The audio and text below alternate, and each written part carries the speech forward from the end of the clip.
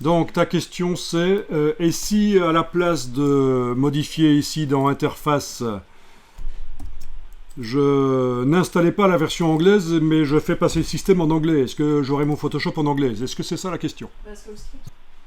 Non, le script en anglais ne fonctionnerait pas, parce qu'il a besoin de la version anglaise de Photoshop. Alors, écoutez bien, parce que c'est relativement tordu comme histoire.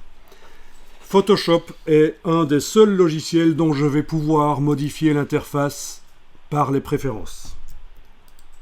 Préférences d'interface. Illustrator, InDesign, etc. ne vont pas vous proposer de modifier.